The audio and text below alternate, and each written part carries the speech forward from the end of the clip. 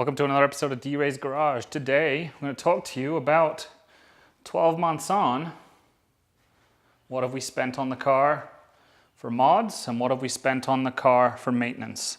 What does it cost to own a 9872 Cayman or Boxster from a maintenance standpoint? And then if you want to add 44 wheel horsepower. So stick around. That's what we're going to look at today. And let's get the show on the road.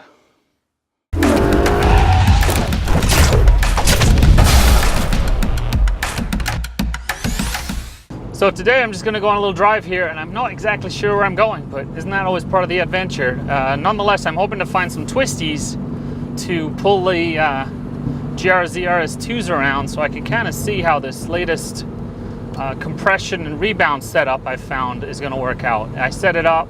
Man, I'm not going to remember. I'm going to publish it on the screen, and then you can just see it. I found it on one of the forums. The only thing different in my setup was I don't have so much camber set in the front, but otherwise setup looks similar, so I'm going to give it a try. I have gone with some of the softer settings and found it very comfortable, but now I want to see kind of how balanced, poised, and planted it can be in this new, more dialed in configuration, which is probably around the midpoint of the range of rebound and compression available through this two knob setup, if that's even a term you could use. Two knobs better than one? I don't know. I think I'm making things worse here. But I do want to start and end very quickly with the maintenance stuff. What have I had to do to keep this 2011, 40,000 miles roughly when I picked it up, just shy of that vehicle in a 9872 configuration? I have spent 40, 80, look at probably $200 in maintenance. And I'll put up on the screen exactly the breakdown because I'm ballparking all this stuff. But $200 was 2 oil changes, with the filter and everything else, and then it was the MAF sensor, the mass airflow sensor, which arguably wouldn't have broken had I not put in the IPD plenum and throttle body. I don't bring that up to throw IPD under the bus. I bring it up in case you do that mod. Very popular bolt-on mod for this vehicle. In case you do it and magically your MAF fails at the same time. Coincidence? I think not. If it doesn't, great, but if it does and you start throwing codes, and I'll pull up the codes, they're in the videos too, but I'll pull up the codes and put them on the screen. If you start throwing codes, the MAF's the way to go. So the MAF failed me around 40,000 miles, which is what the folks at IPD said could happen. You know, net, yeah, we'll just draw a line through that, and a little skeptical to say the least, but doesn't really matter anymore.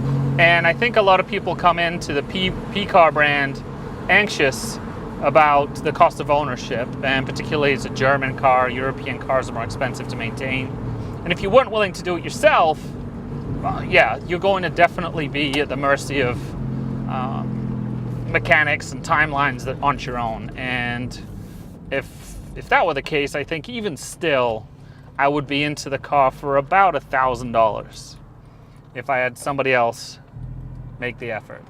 So had that been the case, it's still, I think, reasonable cost of ownership there, but I'll let you be the judge of that. But if you're willing to do your own, get your hands a little bit dirty, very affordable from that standpoint.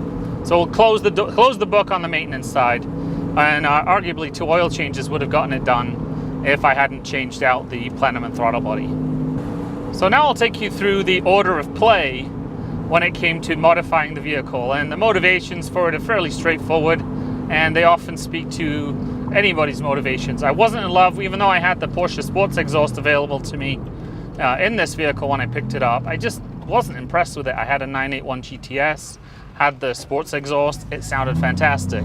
On the other hand, this one did not, and it needed the audio upgrade, so you'll find out more about that later on. The key to modifying and making the modifications matter, and really doing it more scientifically, is getting your car on a dyno. Now, I think my dyno time was roughly $100 a pop, except for when I got the car tuned, and that was all part of the access port and tuning the vehicle to the mods I'd put on, and we'll look at that later on. Started with the dyno, 266 and change was the wheel horsepower that came off of the dynamometer, and I think that makes sense for a car of that age, and the crank, I'm assuming, I think they say there's about 25% drivetrain loss. So if that's the case, put your 25% back in. I'm going to do some quick math, and it puts it close to the 320 it was supposed to come off the line at the crank.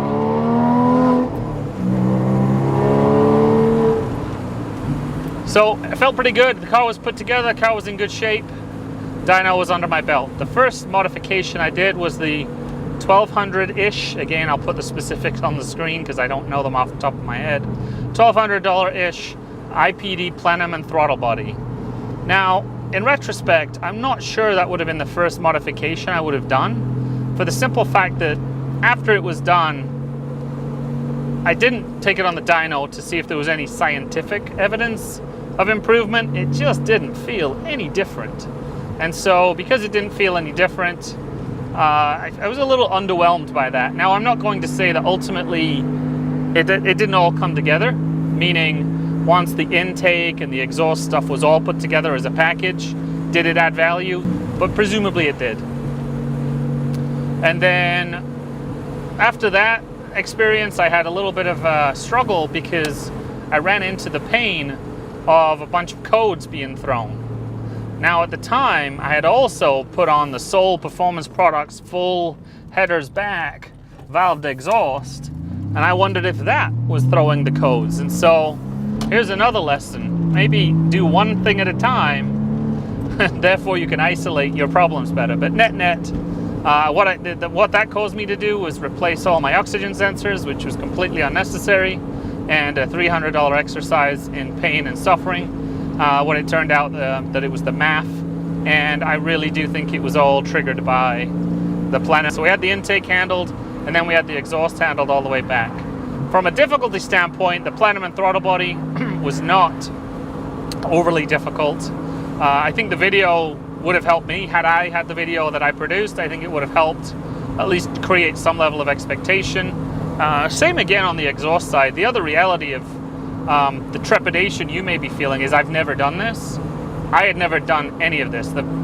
Maybe changing a wheel on a car and filling it with gas was my expertise and experience prior to this. So, do not be intimidated out of this. If you watch the video and you don't like it, I get it. If you don't think it's in your wheelhouse, just get used to being uncomfortable. Now, if you're mechanically inclined, it's a no-brainer. If you grew up and Lego was your jam, it'll come to you. It'll just take you longer than it takes a pro the first time around. And if in any way you get uncomfortable, then you abort and you get some professional in to help you out. All right, let's open this up a little bit.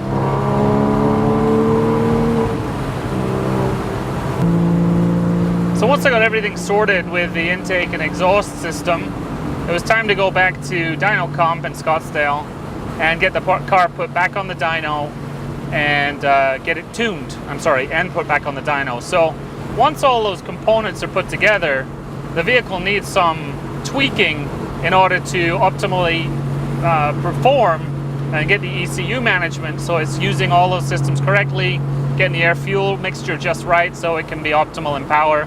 This is an NA machine, naturally aspirated, and so the mods I did were effectively, with the tune, were all put together, were about as much as you can do to this car. I'll post it up here, but what we found out from the dyno after the tune with using the cob access port was that we had put it up to 307, I want to say, and that's a gain of the wheels. So there's 44 horsepower, if I'm not mistaken, 40 and change wheel horsepower pickup from all of this combined.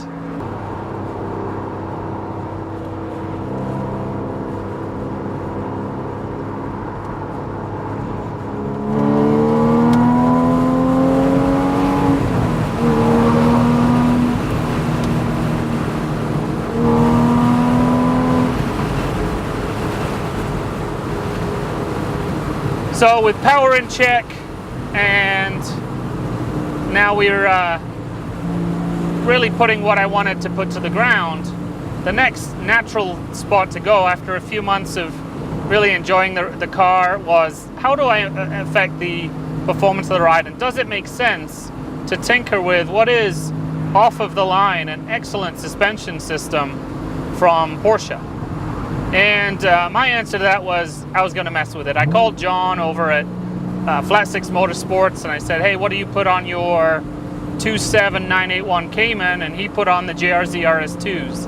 And his rationale for that was, look, it's going to give you a lot of tweaking, a lot of modification ability in the ride, but at the same time, it's also going to give you the ability to dial it in and still enjoy the street ride. And whereas going beyond that in the JRZ lineup would have really forced it into being more of a track car, which would have worsened the street feel and performance, which, you know, most of this car's time is spent out here on these windy roads. I love it. Like, I love when it's set for street, and now I'm set for performance. I haven't really put the pedal to the metal to really establish how it performs at the greater limits, you know, down at the 9, 10, and 11 tenths. So that is kind of a deficit I have yet, but I will ultimately report in on that front over time.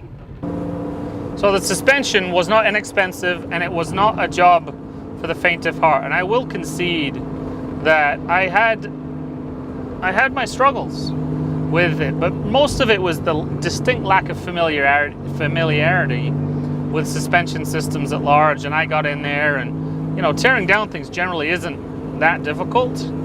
But on this occasion, I just, you know, the deeper I got in, the more parts I took away, and so the lower control arms and the inner and outer tie rods ultimately became replaced. And I'm not sure you'd have to do that, but while you're in there, if you're going to do the job and you don't want to get in there again anytime soon, given the age of these vehicles, assuming you're in a 10, 11, or 12 before they became the 981, then it probably does make sense to take that on.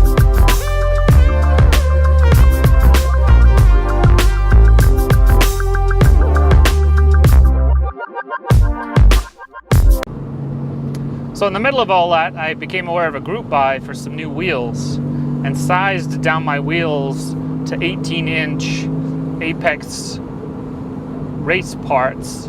I think that's their name. It's definitely Apex. To their 18-inch SM10 wheels. So I got a set of those with the very expensive TPMS sensors in there for about $1,500 with the group buy, and wrapped those in the RE71Rs, which I liked, having put those on the lightweight OEM wheels at 19 inches. And I haven't driven the 19 inches in so long, I don't even recall how dramatic the ride improvement was, but the visual aspect of it, so this had a twofold effect. I bought the matte black finish wheels, and man, they really do well against this black and white motif car with a little bit of red on it. So visually look great. There is a performance element to it, and don't want to run off there. That looks messy. Oh yeah, it just glides through here. Steering on this thing is just telepathic. Oh, love me my Spyder. So yeah, in a nutshell, that's it. So I'm gonna say and I hope I'm not overestimating this, and Amanda, if you're watching this, I don't think you'll make it this far, but if you're watching this, I didn't really spend this much. I'm just showing off for YouTube. But I'm probably into this for 10, 11 grand. So definitely not an inexpensive set of projects. And I think I'm at this place where there's nothing else I can do to the car but enjoy it and maintain it. It's really the car that I wanted to buy. It's the roadster I wanted to own, and I'm thrilled with everything that's happened to it. So yeah, we're in a really good place with the car. So what's next? These engines, as my friend Jerry likes to tell me, are bulletproof. So, you know, I don't really want to test that, but I sure hope he's right. So thanks for watching another episode. What else did I miss? What did I forget? What should I be doing to this car? Be memorable, be well, and I'll catch you in the next one. See ya.